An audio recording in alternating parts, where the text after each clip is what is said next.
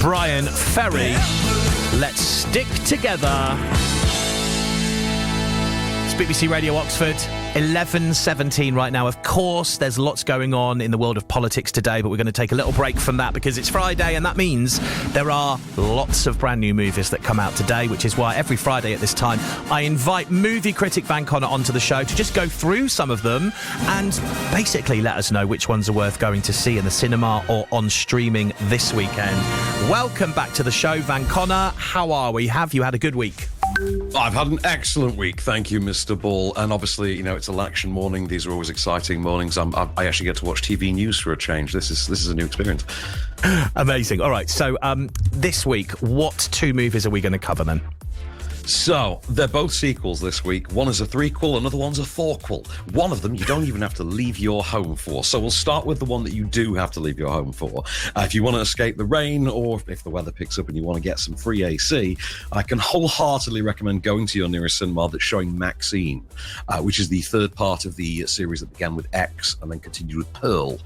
Written and directed by Ty West and starring Mia Goth in all iterations. And they're effectively this unlikely horror series that started out with this traditional slasher last house on the left type setup, then was followed up by a prequel about the killer from that, and we now get the sequel to the original movie in which Mia Goth's young actress, Maxine of the title, is pursued by the Night Stalker through 1980s LA and Hollywood. Have a listen to this clip, it really sets the vibe. Maxine. Your agent tells us you're quite a popular name in adult film and entertainment. Is that correct? Yes, ma'am. I'm curious, did you always want to be in that line of work? I always wanted to be famous. So, if you don't mind me asking, why come here and do this? Well, I've always had a larger vision for myself. Realistically, porn can only take me so far. I'm gonna be 33 years old pretty soon, and in hardcore, eliminates like bread, not wine. I'm not where I want to be yet. I want the good life. So, I mean, it took me a while to figure this out, and it was only speaking to you that helped me with this, but it's called MaXXXine with 3 X's in the middle, and there is a reason behind that, Van. Yeah, because it's the third film in the X series. I can't believe I didn't know that. Yeah, it's not a stealth sequel to the Triple X franchise with Vin Diesel, if that's what you're hoping for. 'Cause believe me, I'd be down for that. This is really good, but I think the whole series is very good. Yeah. They're very loosely connected. You can just watch this one without having seen the others. And I think more than anything, you're going to come away wanting to see those because you'll get captivated by this central performance from Mia Goth. And you'll want to see more of that, which, you know, you get in spades, particularly in Pearl, which is a lot more drama-driven, but they're all like psycho killer movies, just in different ways. And I really like where this goes with it. This has almost an American Psycho bent to it. Great. Like, Mia Goth is the perfect person to do a sort of female-led answer to American Psycho, to be fair, because she does crazy very, very well, disturbingly well. She's excellent at being crazy. Like, I would be terrified to interview her. She's that good at being crazy. Well, I've seen the trailer and it does look amazing. So it's on my list. And if you want to go and see it, well, it's out in cinemas from today. You can see it this weekend at Curzon, Odeon, View Cinemas in Oxford, as well as Cineworld, Didcot and Whitney, and View in Bicester, all showing that one. Okay, let's move on. Beverly Hills Cop. He's back. Yeah. Eddie Murphy. Axel Foley has returned, and it's a big day. I love Axel Foley, particularly, obviously, the first two. The third one is dire, and even Eddie Murphy admits that now. It's now the fourth one. It is, I think it's now 30 years this year since the previous installment of these, when Axel Foley went to Wonderworld, which was just dreadful. But he's now got an adult daughter who he's estranged from, and she is an attorney in Beverly Hills.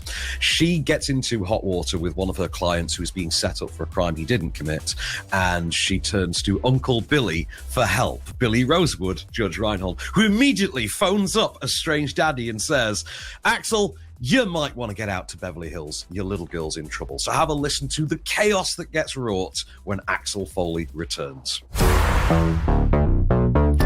Jane. Hey, this is your father.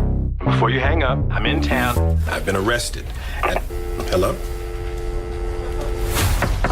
You sure y'all paying y'all's bills? Because this phone don't work. This isn't my first time in Beverly Hills. Yeah, I saw that. 84, 87, and then 94.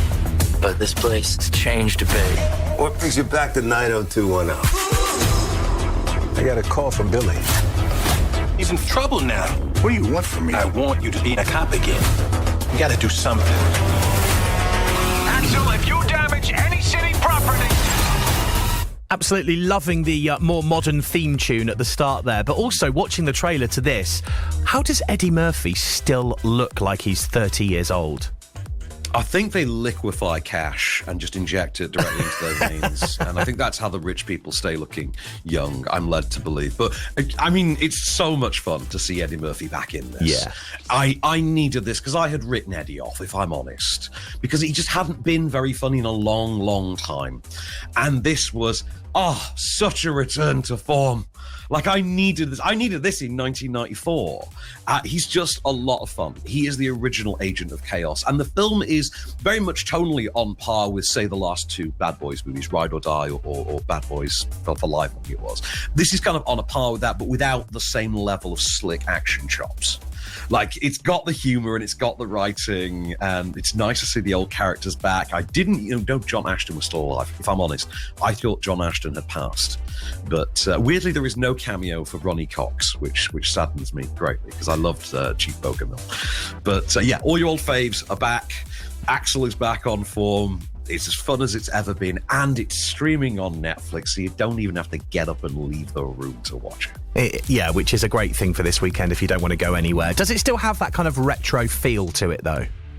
Yes, they actually duplicate the opening of the first movie to an extent with the music and the font choice and the way it's framed. And you get to see just how Axel, in that same way that he was kind of just a part of his world in the first one, he was just a part of the Detroit scene. You get to see that evolved on, and how there's a new generation of young kids who just know Axel Foley as the local beat cop, effectively. And it's just a lot of fun.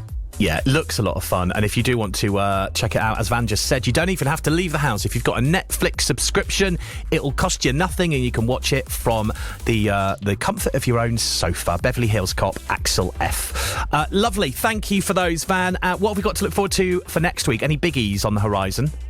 We're going to the moon next week, Mr. Ball. It's Channing Tatum and Scarlett Johansson. I've got the biggie next week with the NASA comedy Fly Me to the Moon, which I have seen, and I can say we will have some fun talking about. Oh, excellent. Well, we'll see what you thought to that on Friday next week. In the meantime, have a lovely weekend, Van, and I'll catch you on Friday.